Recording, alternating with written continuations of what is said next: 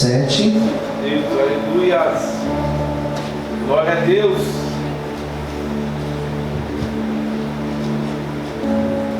Louvado seja Deus.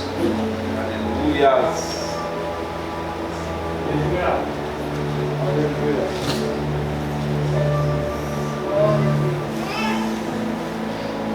Os que já encontraram, digam amém. Amém. Hoje nós vamos falar de uma mãe.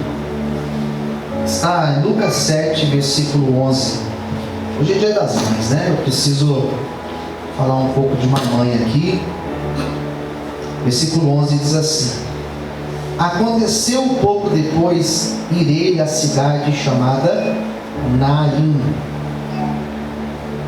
e com ele iam muitos dos seus discípulos, uma grande multidão. E quando chegou perto da porta da cidade, eis que levava um defunto, filho único de sua mãe. E ela era uma mulher, que diz aí, viúva. E com ela ia uma grande multidão da cidade. E vendo-a, o Senhor moveu-se de íntima compaixão por ela. Ele disse: não chores. Chegando-se, tocou o esquife. E os que levavam pararam. E ele disse: jovem, eu te digo, levanta-te. O defunto assentou-se, começou a falar, e ele entregou para sua mãe. E de todos se apoderou o temor e glorificava a Deus, dizendo: um grande profeta se levantou entre nós, e Deus visitou o seu povo. Fala para o Senhor, Deus vai te visitar nessa. 17. E correu dele esta fama por toda a Judéia e por toda a terra circunvizinha. Vamos lá. Senhor, fale conosco nesta manhã de domingo. Abençoe nós que estamos aqui, aqueles que estão assistindo o culto, vão assistir depois. Que o Senhor possa nos abençoar e falar com todos nós. Louvado seja o teu nome, Senhor. Amém. Vamos aplaudir Jesus bem forte. Louvado seja Deus.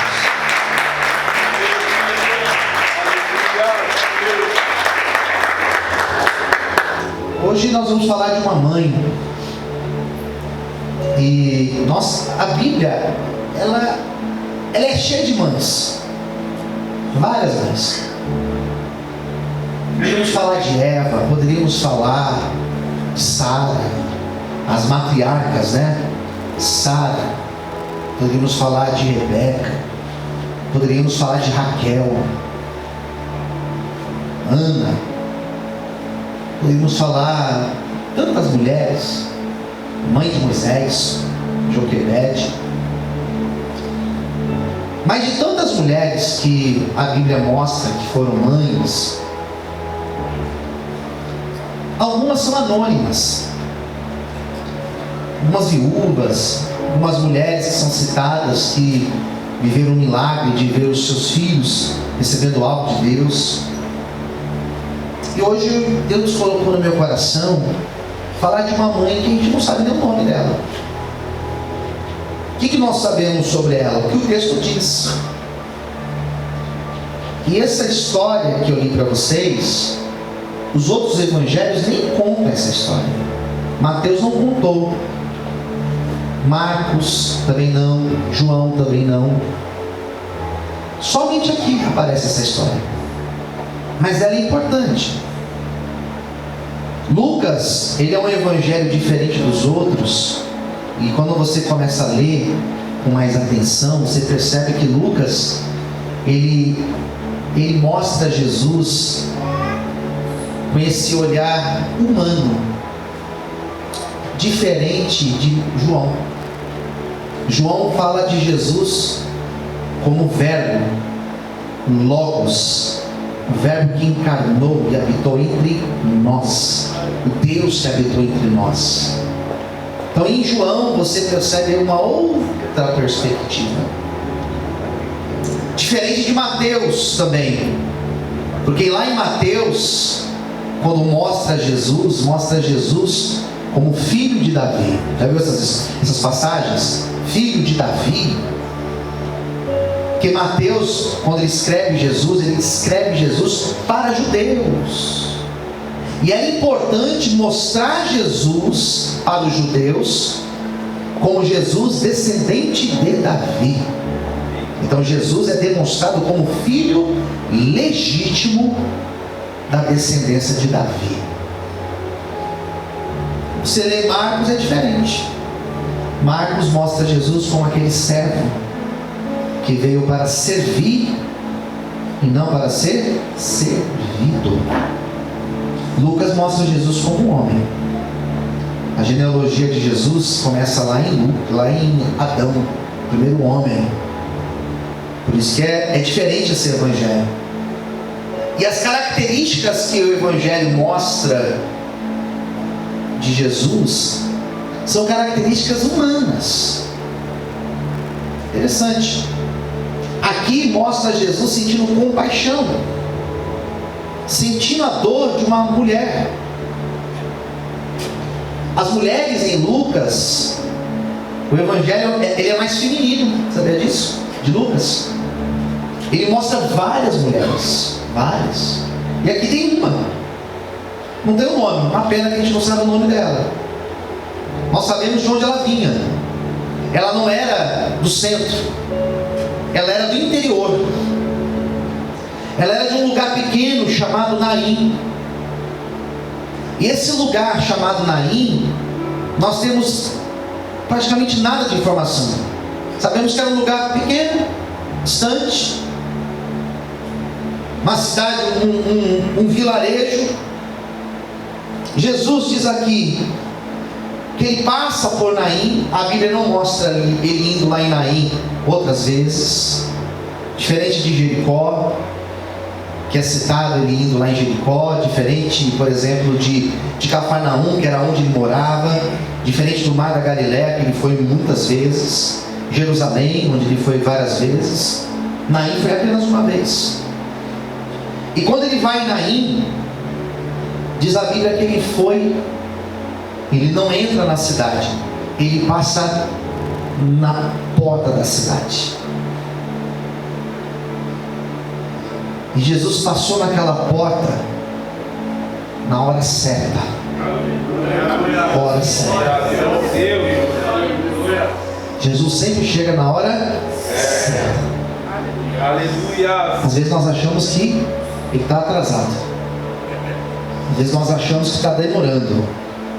Mas Jesus ele chega na hora certa. Glória a Deus. Ele vai em Naim, ele passa por Naim uma vez. Se ele fosse um dia antes, ou um dia depois, uma hora antes, uma hora depois, essa história ela não estaria aqui. Ela não estaria aqui, ela não seria da forma que foi. Se Jesus passasse um dia antes, o menino estava vivo ainda.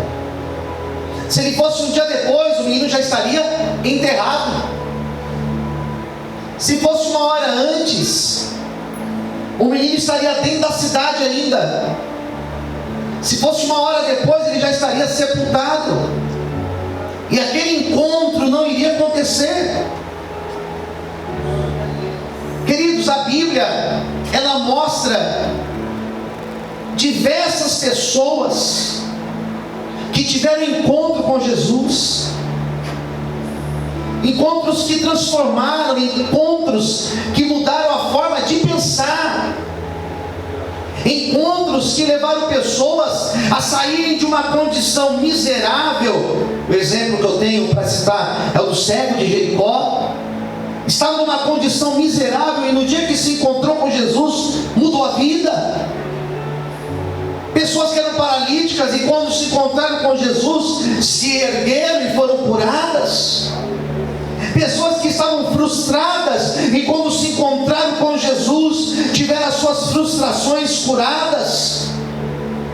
Esse Jesus, Ele continua tendo encontros comigo, com você e com todos aqueles que Ele tem um propósito de ter encontro. Jesus continua tirando pessoas da miséria. Jesus continua pessoas enfermas, Jesus continua ressuscitando sonhos, Jesus continua restaurando histórias, Jesus continua marcando encontros na hora certa. Por isso, se você tem buscado este encontro pela tua vida, ou por a vida de alguém que você ama, não se preocupe, Jesus vai chegar nessa pessoa e uma grande obra vai acontecer. Você pode aplaudir e exaltar a Ele por isso. Aleluia! E o encontro não partiu da mulher. Ela não foi atrás de Jesus. Foi Jesus que foi atrás dela. Aleluia. Posso ouvir um amém, queridos? Amém. Ah, pastor, mas peraí. Os leprosos foram até Jesus. Verdade, concordo. Lembra dos leprosos que foram até Jesus? O centurião de Cafarnaum mandou um mensageiro até Jesus. Concordo. Isso é verdade. Na verdade, nós temos diversos exemplos que é da iniciativa humana. Nós temos leprosos que foram, mas nós temos Jesus indo até o paralítico do tanque. Não foi o paralítico que foi atrás de Jesus. Nós temos o exemplo daqueles 4 homens que desceram o paralítico numa cama na casa lá de Jesus, pelo telhado. Eles foram até Jesus. Mas nós temos aqui, nessa passagem, Jesus indo até lá. Jesus indo até Naim. Existem pessoas que elas vêm. Existem pessoas que a dor traz elas para a presença de Deus. Existem pessoas que o sofrimento traz elas aqui, para a presença do Senhor. E quando ela entra aqui, a obra é feita na vida delas. Mas existem pessoas que acontece o contrário. É Jesus que vai até o encontro delas. É Jesus que vai lá buscar, porque a pessoa não tem nem forças para vir. Essa mãe não tinha forças para ir até Jesus. Jesus sabia da força dela, e é por isso que Jesus foi até ela. Hoje talvez você está aqui sem forças. Jesus foi até teu encontro. Ele te trouxe aqui para fazer uma linda obra na tua vida. Aleluia!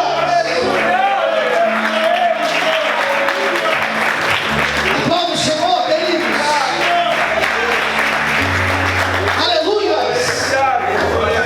Aí me veio uma palavra aqui. Me veio uma palavra. Palavra propósito. Qual que é a palavra? Propósito. Para cada um deu seu propósito. Cada um deu seu propósito diferente. Comigo foi de um jeito, irmãos.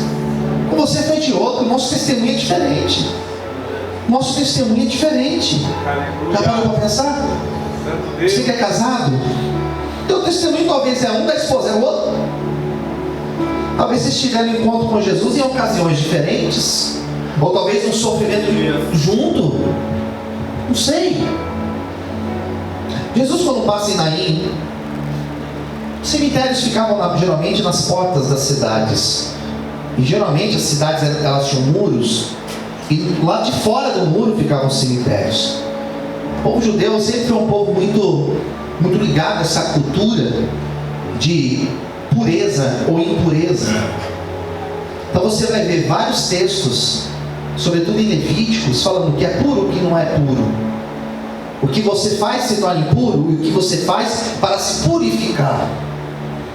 Por isso que o nosso bairro aqui em São Paulo, onde tem a maior concentração de judeus, é um bairro chamado Higienópolis, que vem do termo higiene. É daí que vem. Tenha certeza disso. O hábito de lavar mãos. Quando você chega no muro lá das Lamentações, que é o antigo, aquele muro das Lamentações, ali é a parede do templo que foi derrubado, foi destruído na época pós-Jesus, nos anos 70 aproximadamente. E quando você chega no muro para orar, para fazer as orações, existem várias pias. E eu, quando eu vi aquelas pias, eu fiquei observando. E os judeus, antes de orar, eles lavam as mãos, lavam os ouvidos, as narinas, para que eles possam de forma pura orarem a Deus. Eu acho bonito isso. Às vezes a gente olha de qualquer jeito, né? A mão cheia de gordura de pastel. Comendo torresmo e orando. Oh, Jesus. Bom, diz a Bíblia que quando Jesus chega naquela porta, cemitério próximo, aquela mulher, ela estava... Ninguém precisou falar para Jesus quem era a mãe do menino. Ninguém precisava falar, porque era olhar para ela e ver nela o sofrimento. Ninguém sofria como aquela mãe. Ninguém sofria. E quando Jesus se aproxima, a Bíblia vai falar que Jesus vinha com uma multidão, e quando ele chegou lá, tinha uma multidão com ela. A multidão que vinha com Jesus era uma multidão que estava vendo milagres, curas. Mas a multidão que vinha com aquela mulher era uma multidão silenciosa. Aquela multidão que estava ali para confortar aquela mãe. E eu vejo nesse texto, eu achei interessante o aspecto que Deus colocou no meu coração, que é o aspecto da solidão. E de forma de você sentir solidão mais dura é quando você tem pessoas ao seu lado e mesmo assim você se sente sozinho. Isso é muito duro, irmãos. Quando você não tem ninguém do seu lado e você sente solidão, é duro. Agora você está cercado e sentir solidão, isso é muito angustiante. O vazio. Mas está lá a casa, tem gente na casa, tem pessoa na casa, mas está vazio. Tem pessoas ao teu lado, tem pessoas ali te abraçando, tem pessoas conversando com você, mas você está vazio. Aquela mulher estava vazia. Perdeu o marido, perdeu o filho. O vazio dentro dela era um vazio que ninguém poderia preencher. Era um vazio que nenhum abraço daquelas pessoas preenchia. Era um vazio que a quem estava ao lado dela não poderia confortá-la. Então a solidão, estando cercado de pessoas, ela é muito cruel, ela é mais cruel do que a solidão literalmente sozinho. E o texto fala que Jesus sentiu a dor que aquela mulher estava sentindo. Então quer dizer, pastor, que Jesus sabe o que eu estou sentindo? Exatamente isso. Ele sabe o que você está sentindo. Ele sabe se tem dor no teu coração. Ele sabe as razões, aleluia. Ele sabe os motivos que às vezes nós ficamos desanimados. Ele sabe a razão que às vezes nos leva a olhar para o céu e falar: Senhor, eu estou sem forças de levantar da cama, eu não consigo nem levantar, só me ajuda. E o Espírito Santo vai lá